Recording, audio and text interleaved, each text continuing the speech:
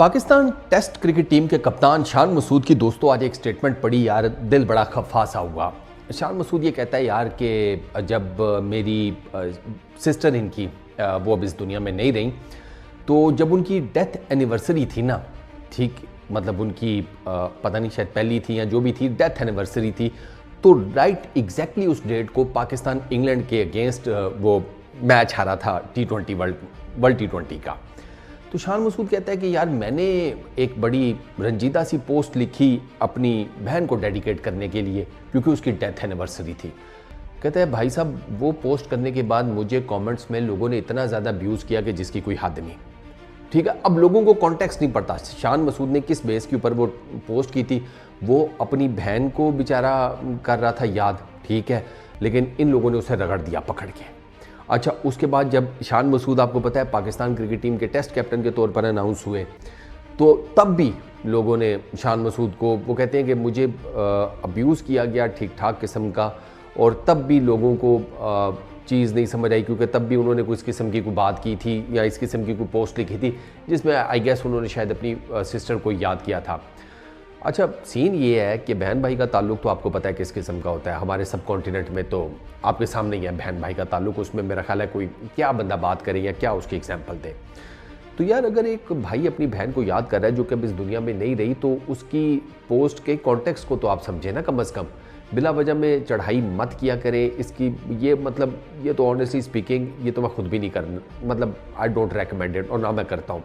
मैंने आपने देखा होगा मैं नॉर्मली ज़ातियात पर नहीं जाता, बिल्कुल भी नहीं जाता। मैं क्रिकेट रिलेटेड बात करता हूँ, क्रिकेट की टेक्निकलिटी से रिलेटेड बात करता हूँ, और अगर मैं अपना सेंस ऑफ ह्यूमर दिखाता हूँ तो भी वो क्रिकेट के दायरा कार में रहकर दिखाता हूँ। मैंने कभी किसी की पर्सनल ज़िंदगी के ऊपर वो नहीं किया, जिसे कहते हैं क्रिटिसाइज़, उसको लेकर उसको बंदे को नंगा करने की कोशिश नहीं।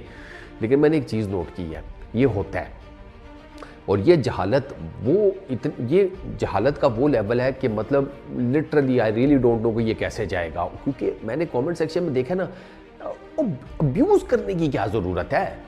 लिटरली अगर तुम्हें कोई चीज़ नहीं पसंद आई, तुम नापसंदीदगी का इजहार 600 तरीक़ों से कर सकते हो, लेकिन ये जो गालियाँ देना है, अब्यूसिव हो जाना है, मुझे आज तक इसकी लॉजिक नहीं समझ आई कि इससे क्या होगा।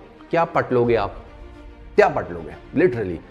अब वो शान मसूद बेचारा, उसकी मेंटल इलनेस की कोई प्रॉब्लम थी, उसकी सिस्टर को ऊपर वाला उनकी बख्शिश करे, उनके लिए आगे आसानियाँ फरमाए। अब वो खुद कहता है कि उस वाक़े के बाद मुझे पता चला कि मेंटल इलनेस जो है वो कितनी इंपॉर्टेंट चीज़ है, मेंटल स्ट्रेंथ कितनी ज़्यादा इंपॉर्टेंट चीज़ है।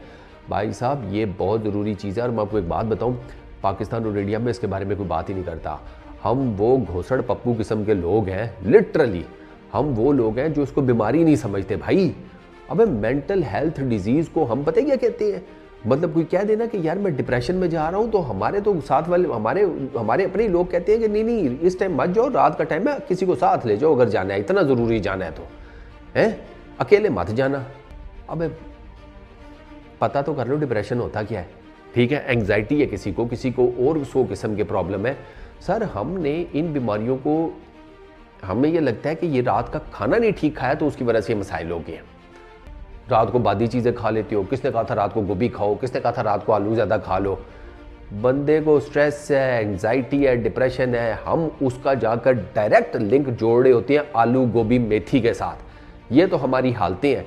मेंटल इलनेस को हमारे यहाँ पर किसी तरीके से कंसिडर किया ही नहीं जाता, वो तो बीमारियों में ही नहीं आती। हमारे लिए बीमारियाँ क्या हैं? हाँ कैंसर, हाँ बीमारी है वाकई। नज़ला ज़ुकाम खांसी, हाँ चलो ठीक है ये भी बीमारी में आ जाता है। बुखार हो गया, हाँ ये भी बीमारी है। ठीक है, हम इन चीज़ों को, खारिश हो गई, ठीक है उसको थोड़ा सा बीमारी समझ लिया। एलर्जीज़ को हम बीमारियां समझ लेते हैं, एलर्जीज़ को हम बीमारियां समझ लेते हैं सब कॉन्टिनेंट के लोग। हम मेंटल हेल्थ के इश्यूज़ के ऊपर बात तक नहीं करते। हमारी सोसाइटी में लिटरली मैं आपको बता रहा हूँ, सब कॉन्टिनेंट की सोसाइटी में ऐसा साइको बैठा हुआ है ना कि आपकी सोच है, लेकिन वो नॉर्मल ज़िंदगी जी रहा है। उसको लगता है कि भाई साहब ये जो मैं जो कर रहा हूँ ना बिल्कुल नॉर्मल है, ये घंटा फर्क नहीं पड़ रहा किसी को इर्द गिर्द, इसका मतलब है ये नॉर्म है। अब उसको कोई पकड़े, उसको बताए कि तू भाई तुझे प्रॉब्लम है, तुझे अपना इलाज कराना चाहिए, नहीं, बिल्कुल भी नहीं। लौंडे सॉरी टू से, लिटरली भाई लोग सॉरी टू से, सारे नहीं लेकिन हम में से कुछ, मतलब सारी उम्र वो जिसे कहते हैं कुत्ताख्वारी की, ठीक है, जो फजूलियात किस्म की है वो सब कुछ किया, बकवास फजूल किस्म की ज़िंदगी गुजारी, माँ बाप के हाथों से निकल गए। माँ बाप क्या सोचते हैं, शादी कर देते हैं ठीक हो जाएगा। शादी ऐसी कौन सी उसकी सेटिंग चेंज कर देगी या उसका सॉफ्टवेयर अपडेट कर देगी या उसको डिफ़ॉल्ट पर ले आएगी कि आप इतना बड़ा रिस्क उठा रही हैं एक लड़की की ज़िंदगी के साथ। बताओ, एक लड़की की ज़िंदगी को नरक में झोंक रहे हो इस चक्कर में कि शायद हमारा बेटा ठीक हो जाए। ये हाल है। तो शान मसूद का रोना बिल्कुल समझ में आता है। उसकी क्रिकेट के ऊपर बात करो, ठीक है, उसकी कैप्टनसी के ऊपर बात करो, उसकी कैप्टनसी के डिसीजंस के ऊपर बात करो, उसकी बैटिंग के ऊपर बात करो, उसकी फील्ड चेंज के ऊपर बात करो, उसकी बॉलिंग चेंज के ऊपर बात करो, उसके जो क्रिकेट से related A to Z decisions हैं उनके ऊपर बात करो, उनके ऊपर उसको पेल दो, कोई प्रॉब्लम नहीं है।